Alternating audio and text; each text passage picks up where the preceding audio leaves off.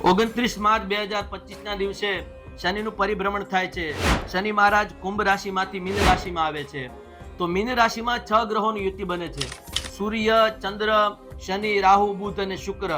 તો ખાસ કરીને આમાં શનિ અને રાહુની યુતિનો ભાગ મહત્વનો છે।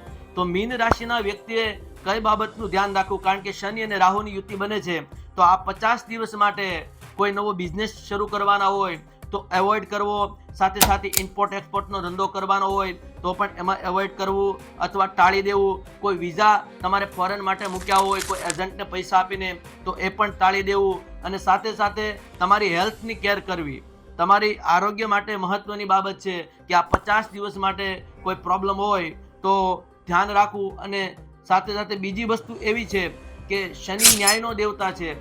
અગર મીન રાશિવાળા વ્યક્તિ કોઈ જોબ કરતા હો તો પોતાની જોબ પ્રત્યે નિષ્ઠા રાખવી, કોઈ નવો બિઝનેસ પાર્ટનર સાથે કરતા હો તો પાર્ટનર સાથે વફાદારી રાખવી, અને દાંપત્ય જીવનમાં પતિ પત્ની સાથે કોઓપરેટ કરીને ચાલવું, કોઈનો વિશ્વાસ ન તૂટે, કારણ કે શનિ ન્યાયનો દેવતા છે।